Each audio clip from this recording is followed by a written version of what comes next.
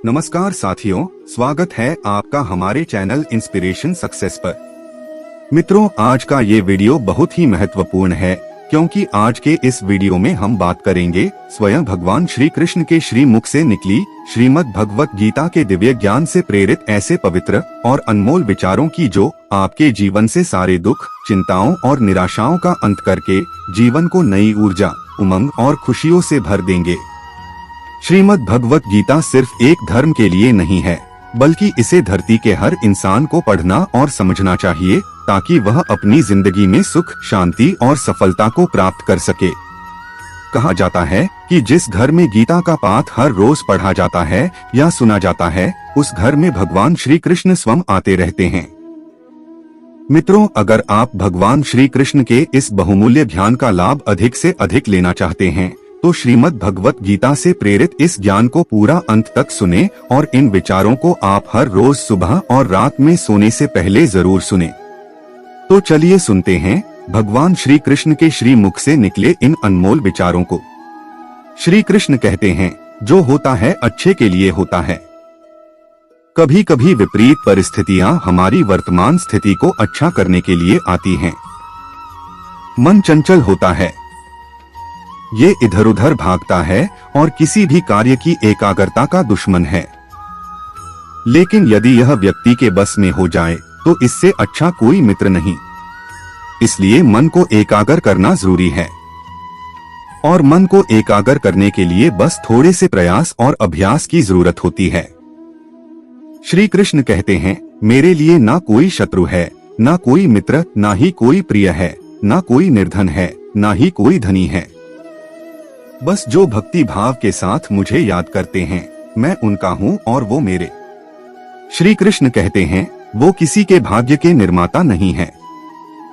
व्यक्ति खुद ही अपना भाग्य लिखता है। आप जैसा बीज बोएंगे, आप वैसा ही फसल काटेंगे। आप जैसा कर्म करेंगे, आपको वैसे ही परिणाम मिलेंगे। यदि विद्यार्थी मन लगाकर पढ़ाई करेंगे तो परीक्षा में सफल होंगे। इसलिए हर व्यक्ति का भाग्य भी तभी बदलेगा जब वो अपना कर्म करेगा। धर्म और संदेह से परे, जब भगवान आपसे प्यार करते हैं तो आप हर चीज से प्यार करते हैं। श्री कृष्ण कहते हैं, कभी खेत में किसी किसान को खेती करते देखा है, वो उसे सिंचता है, उसे जोहता होता है, पशु पक्षियों से खेत की फसल की रक्षा करते हैं। परंतु एक बात का वो सबसे विशेष ध्यान रखता है कि कहीं खेत में खरपतवार ना उग जाए, क्योंकि एक खरपतवार खेत की सारी फसल को नष्ट कर सकती है। ठीक उसी प्रकार यदि वंश की कोई संतान खोटी निकल जाती है तो वो पूरे वंश का सर्वनाश कर देती है। इसीलिए संतान के लालन पालन में विशेष ध्यान देना आवश्यक होता है, क्योंकि संतान वो फसल होती है जो वंश के आने वाले समय को महान बना सकती है या फिर वंश का पतन कर सकती है। श्री कृष्ण कहते हैं, व्यक्ति को सदैव बुराई से बचकर रहना चाहिए। अगर कोई बुरा कर्म करता है तो वो कर्म आपको अपने जीवन में ही भोगना पड़ता है। जिस प्रकार बछड़ा झुंड में भी अपनी माँ को ढूंढ लेता है, वैसे ही कर्म का फल आपको हजारों की भीड़ में भी ढूंढ लेगा। ईश्वर कण कण में निवास करते हैं। छोटे से छोटे जीव के हृदय में ईश्वर का वास होता है। उस जीव को कष्ट का अनुभव होना ईश्वर को कष्ट का अनुभव कराता है। अर्थात किसी जीव को कष्ट देकर आप अपने ईश्वर को खुश कैसे देख सकते हैं। जो श्री कृष्ण का दास हो जाता है वो अपने आराध्य से ऐसे दिन न दिखाने की कामना करता है। जब उसमें गुरूर आ जाए तो आपने कृष्ण का सेवक बनकर ही जीवन सफल बनाना चाहता है। जो व्यक्ति सदैव हंसता खेलता मुस्कुराता रहता हो, अगर वो अपने स्वभाव से भिन्न हो जाए, अर्थात चुप गुमसुम उदास रहने लगे, तो समझना उसके हृदय में एक दर्द है। उस दर्द ने उसे कमजोर बना दिया है। जिस व्यक्ति सदैव असंतुष्टि की स्थिति में रहता है, जिसके पास संतुष्टि है, वो थोड़े में भी संतुष्ट रहता है। जब आप कोई बड़ा कार्य करते हूँ, ये अच्छा कार्य करते हूँ, आपको लगता है कोई देख नहीं रहा है। लेकिन आप ये क्यों भूल जाते हैं, आप जो भी कुछ कर रहे हैं, भगवान की दृष्टि सदैव आप पर बनी हुई है। इसलिए आप ये ना समझे कि आप अकेले हैं। भगवान सदैव आपके साथ होते हैं। अपने विचारों के माध्यम से ही हमें नकारात्मक और सकारात्मक परिणाम मिलते हैं। इसलिए अपनी सोच को हमेशा सकारात्मक रखें। मनुष्य ही एक ऐसा प्राणी है जो कर्म करता है, इसलिए कर्म करना प्रत्येक व्यक्ति का धर्म भी है। धर्म करने वाला व्यक्ति ही कर्मवीर कहलाता है। इसलिए कर्म करते रहना खाली बैठे रहने से बेहतर होता है। श्री कृष्ण कहते हैं, अगर आपको याद ही नहीं कि गुच्छे की कौन सी चाबी ताले को खोल सकती है, फिर भी आप लगातार ताले को खोलने का प्रयास करते रहते हैं, फिर भी वो ताला नहीं खोलता है। अधिकतर लोग ऐसी परिस्थिति में अपनी आशा खो बैठते हैं। उन्हें लगता है कहीं चाबी खो गई है और वो तिल मिला जाते हैं। परंतु उस समय धैर्य रखें, क्योंकि गुच्छे की अंतिम चाबी ताला खोल सकती है। कुल्हाड़ी का अंतिम प्रहार वृक्षों को काट के गिरा देता है, परंतु क्या सत्य में कुल्हाड़ी का अंतिम प्रहार वृक्षों को काट कर गिरा देता है? आपको आपका लक्ष्य दिला देता है?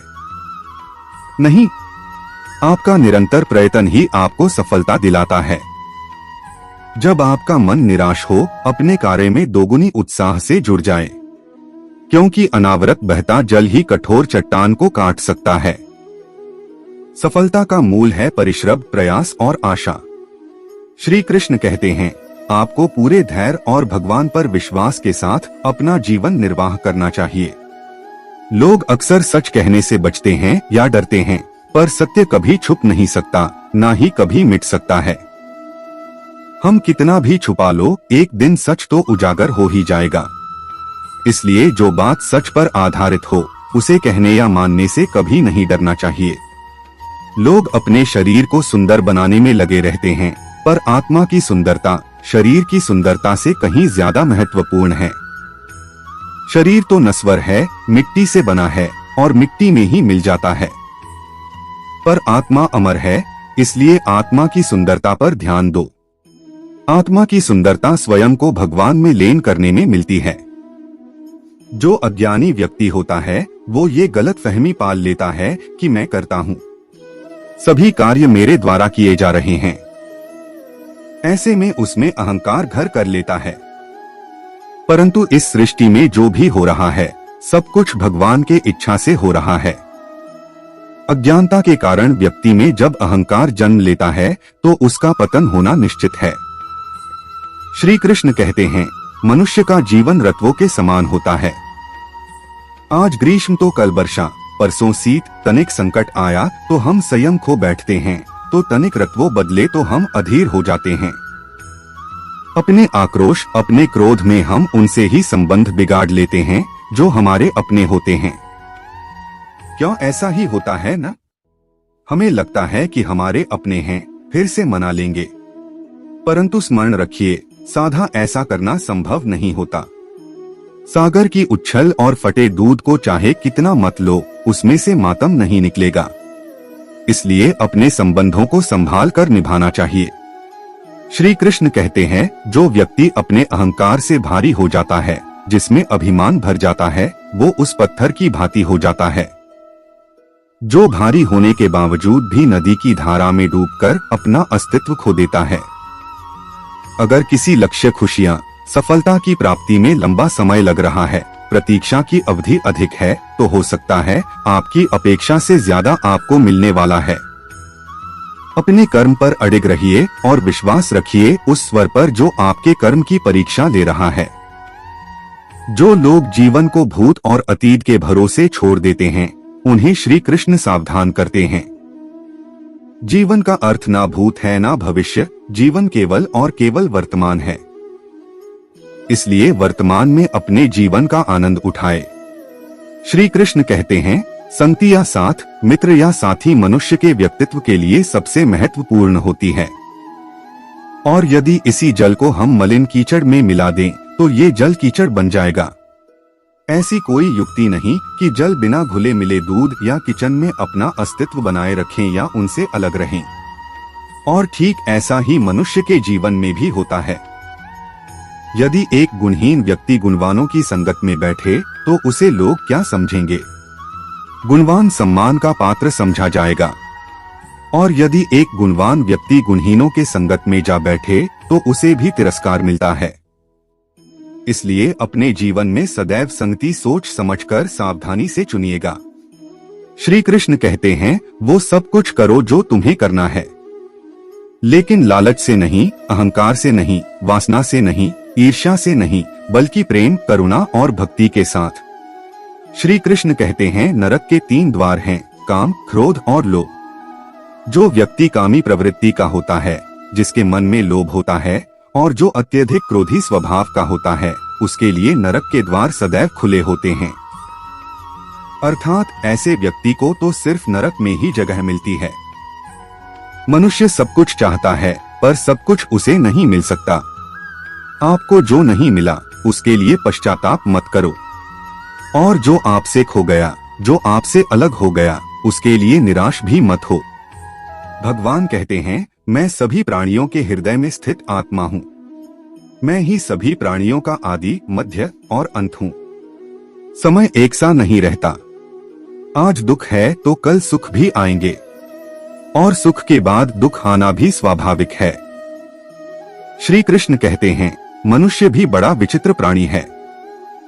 अपने से नीचे के स्तर के लोगों को हीन की दृष्टि से देखता है, उनका उपहास उड़ाता है, उनसे बार बार कहता है कि तुम्हारा कुछ नहीं हो सकता, तुम भविष्य में कुछ नहीं कर पाओगे। जब मनुष्य के पास धन, संपत्ति, मान, सम्मान होता है तो दूसरों का आदर नहीं करता, परंतु वो एक बात भूल जाता है कि उससे भी अधिक शक्तिशाली कोई अस्तित्व में है, और वो है समय। समय अपना चक्र कब बदलेगा ये कोई नहीं जानत। कोयला भी समय के साथ हीरे में परिवर्तित हो जाता है। इसीलिए जीवन में कभी भी किसी का उपहास नहीं उड़ाना चाहिए। श्री कृष्ण कहते हैं, निस्वार्थ कर्म को अपने जीवन में अपनाइए। जो विधाता की लेख में होता है उसी का फल हमें मिलता है। विधि के विधान को स्वयं ईश्वर भी नहीं टाल सकते। जिस व्यक्ति के पास आपके लिए मान, सम्मान और कदर ना हो, उनके साथ रहना व्यर्थ है। वो सदैव आपके लिए शत्रुता का भाव रखते हैं। ऐसे व्यक्तियों के साथ रहने से उत्तम है आप अकेले रहे। इस जीवन में अधिक सरल होना भी अनुचित है। जो सरल और सीधे स्वभाव का होता है, लोग उसका अनायास फायदा उठाते रहते हैं। अच्छी किस्मत के लोग थोड़ा भी बुरा होने पर भगवान को कोसते हैं, और बुरी किस्मत के लोग थोड़ा भी अच्छा होने पर भगवान का स्मरण और धन्यवाद करते हैं। प्रभु अपने भक्तों की सदैव परीक्षा लेते रहते हैं। इस परीक्षा में भक्तों को अनेकों कष्टों का सामना करना पड़ता है। सामान्य लोग इसे अपना दुख मानकर पीछा छुड़ाते हैं। वही साधक तथा प्रेमी प्रभु की इच्छा समझकर उसका सामना करते हैं। जो लोग कहते हैं कि अपनों के आगे झुकने में कोई बुराई नहीं है, उन्हें ये मालूम होना चाहिए कि जो सच में अपने होते हैं ना, वो कभी झुकने ही नहीं देते। दिव्यता केवल शक्तिशाली होने में नहीं, बल्कि दूसरों में शक्ति जागृत करने में है। जब लोग आपकी बुराई करें तो परेशान ना हो, क्योंकि वो लोग आपको महत्व देने का कोई और तरीका नहीं जानते। सबसे इस तरह का व्यवहार कीजिए कि कोई आपके बारे में बुरा भी कहें तो कोई उस पर विश्वास ना करें। हम ना बोले फिर भी वो सुन लेता है, इसलिए उसका नाम परमात्मा है। वो ना बोले फिर भी हमें सुनाई दे, उसी का नाम श्रद्धा है। अगर कोई व्यक्ति शिक्षा से पहले संस्कार, व्यापार से पहले व्यवहार, भगवान से पहले माता पिता को पहचान ले तो जिंदगी में कभी कठिनाई नहीं आएगी। स्वार्थ संसार का एक ऐसा कुआं है जिसमें गिरकर निकल पाना बड़ा कठिन होता है।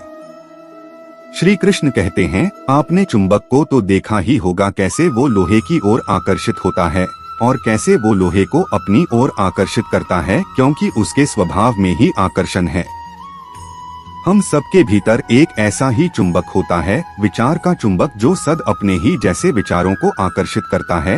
हम जो बोलते हैं वही करते हैं, उसी प्रकार हम जो सोचते हैं वैसा ही पाते हैं।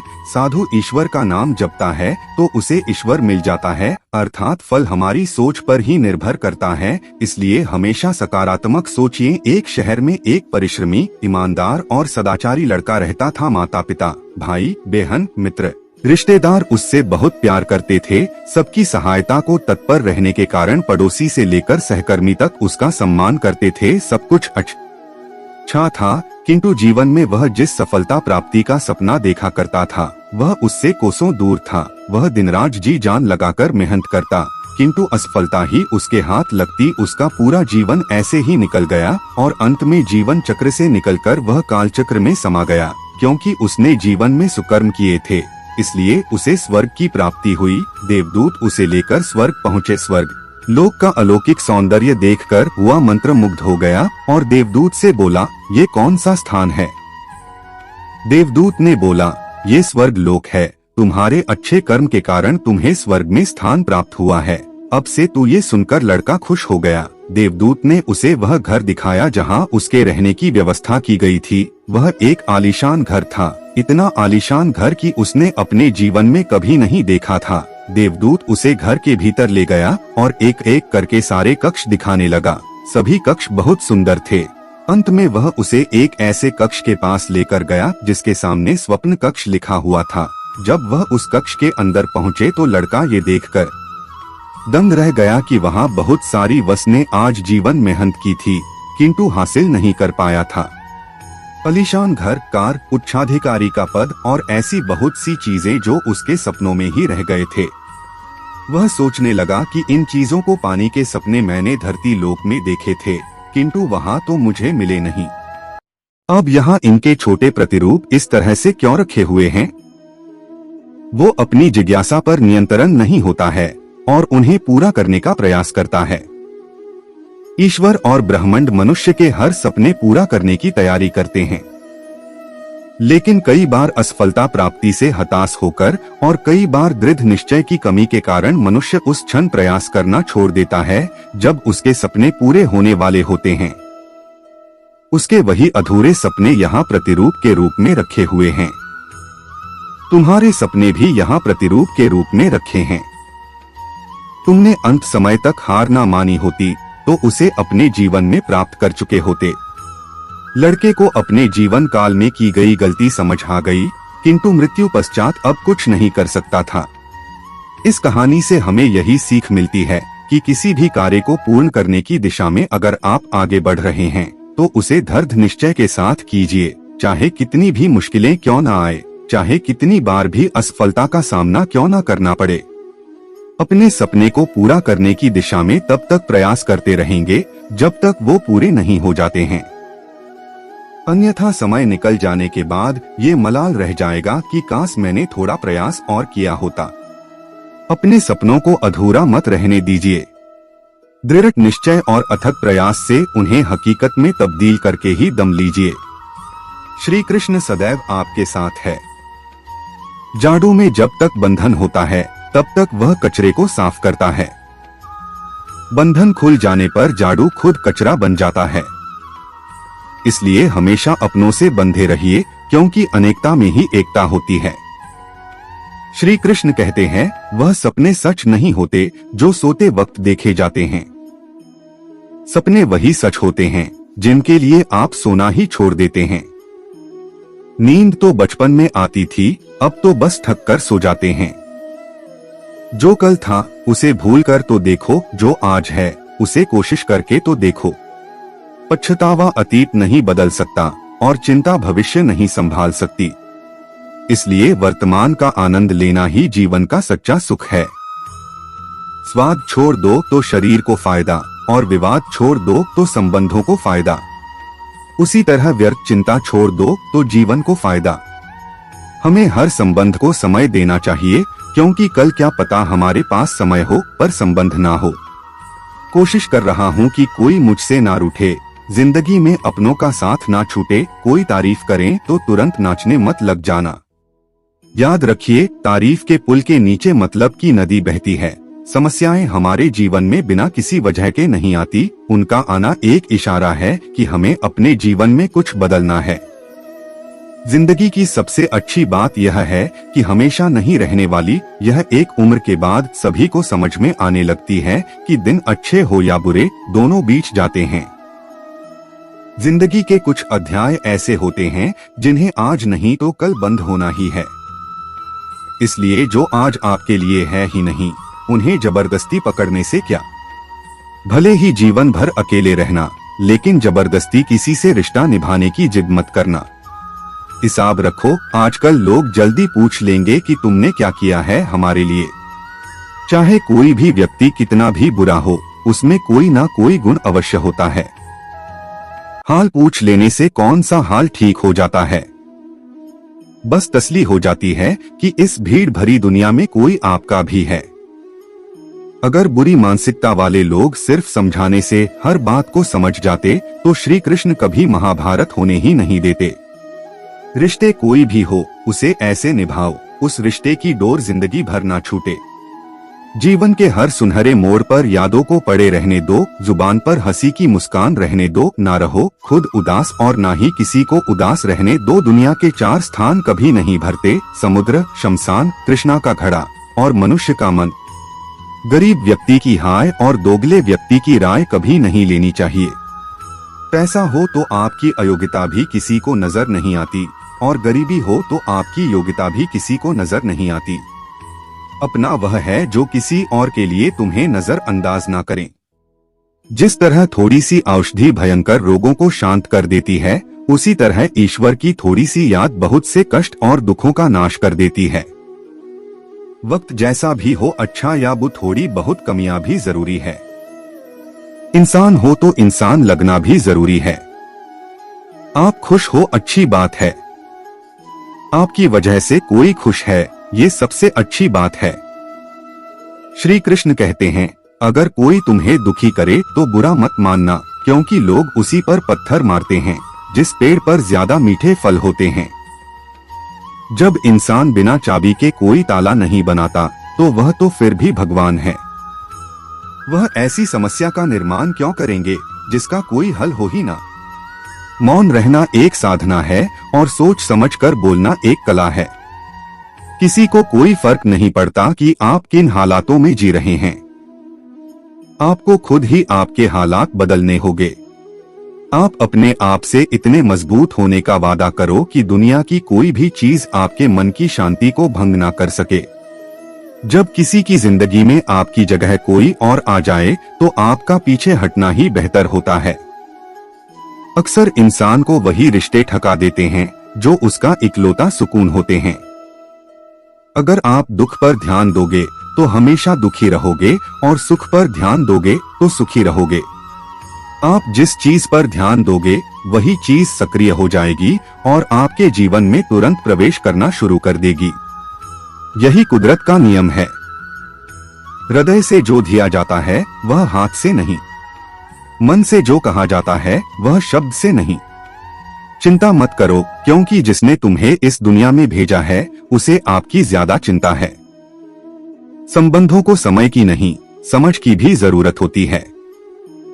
श्री कृष्ण कहते हैं कि तुम इस संसार में किसी को खोने के डर से जी रहे हो। जब इस संसार में तुम्हारा कुछ है ही नहीं, चिंता छोड़ो और सजा।